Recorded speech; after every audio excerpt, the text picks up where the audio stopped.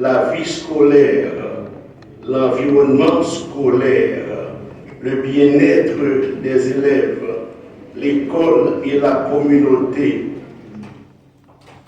l'école et les parents d'élèves, les relations de proximité à travers les réseaux établissements dont je suis le coordonnateur réseau établissement Pétionville-Ouest, qui comprend plusieurs écoles. Le lycée de Pétionville, le lycée Benoît Batraville, le collège interfamilial, l'institution Marie-Louise Trichet, l'institution Foyer Chrétien, et j'en passe. La vie scolaire, l'environnement scolaire, le bien-être des élèves, l'école et la communauté. Le programme Nectar, riche où l'on met l'emphase sur l'approche par compétence, la vie des élèves et les pratiques pédagogiques, les axes de l'expérimentation, à savoir la vie scolaire, la vie des élèves, les pratiques pédagogiques, agir de manière démocratique quand nous comprenons la méthode linéaire expert n'est plus de mise. L'approche participative, l'approche classique, le modèle dialogique et qui conduit à une meilleure compréhension du système et de relations avec les parents, les professeurs et j'en passe.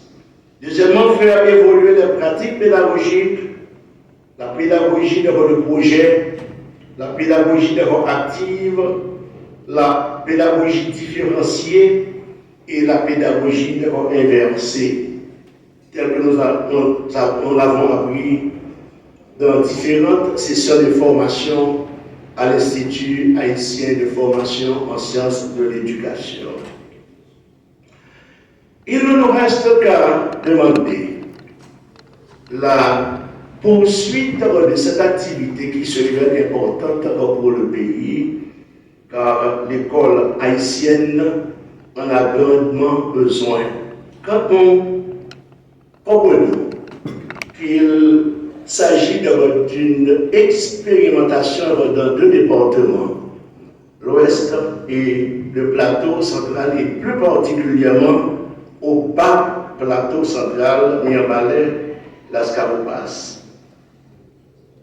Je voudrais remercier tous ceux-là qui ont contribué à la réussite de ce programme et nous souhaitons vivement qu'il se poursuive et que nous expérimentions ce programme à travers tout le pays. Merci de votre écoute. Cérémonie de clôture du projet Nectar, Nouvelle Éducation citoyenne tournée vers l'avenir, qui est déjà un très beau titre de projet. C'est assez rare d'avoir de si beaux titres. Et en plus, l'acronyme est joli aussi. Il est aussi assez rare. Donc, et c'est, je dirais pour moi, un projet vraiment emblématique du partenariat entre la France et Haïti.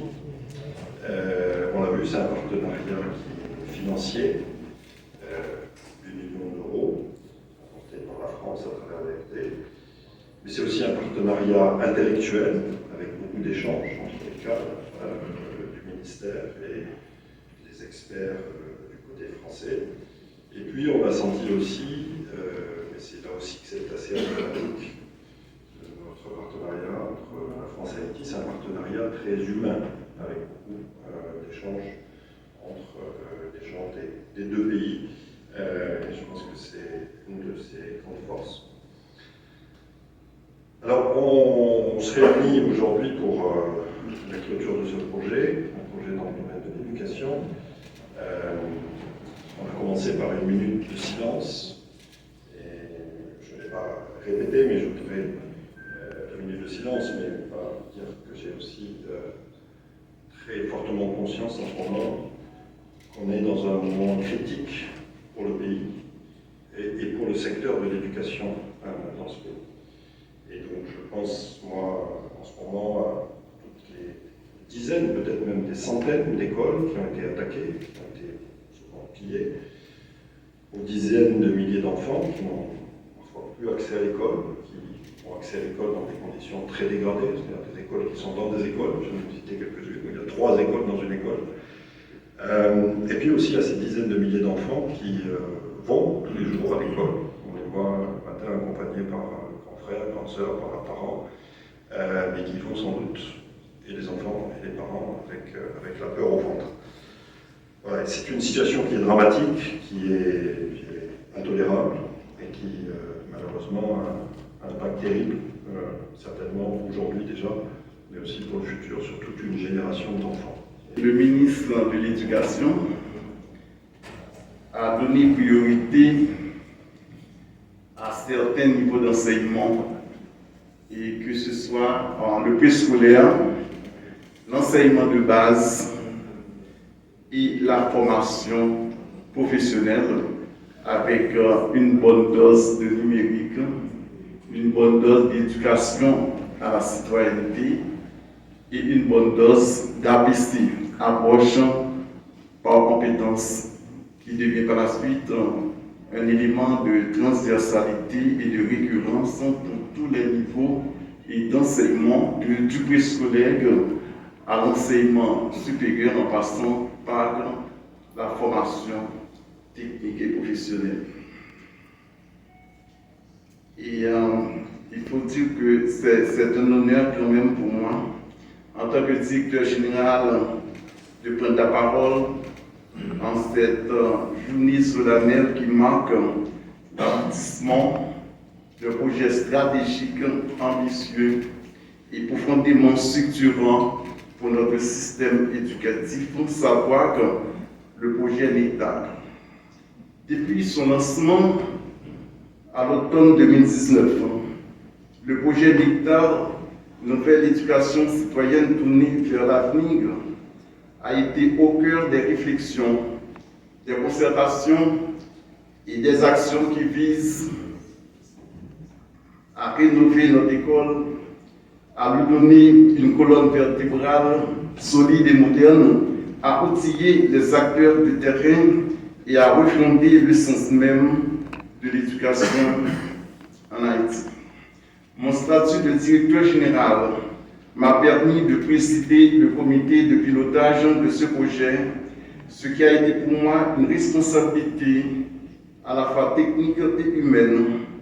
Technique car il nous fallait garantir la cohérence, la qualité et la conformité des livrables avec les besoins de la réforme.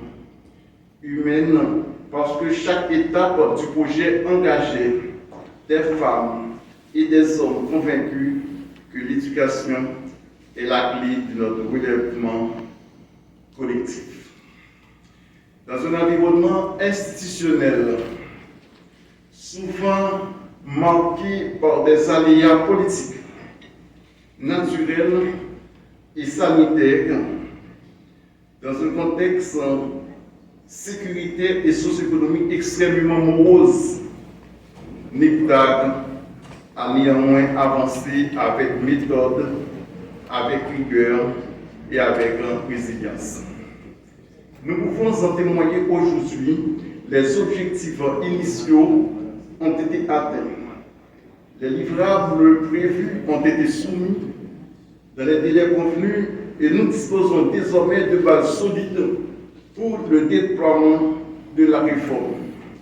Cela n'aurait pas été possible sans une synergie exemplaire entre les équipes du ministère, les experts mobilisés, les formateurs, les partenaires techniques et bien entendu l'Agence française de développement AFD, dont l'appui stratégique et financier a été essentiel.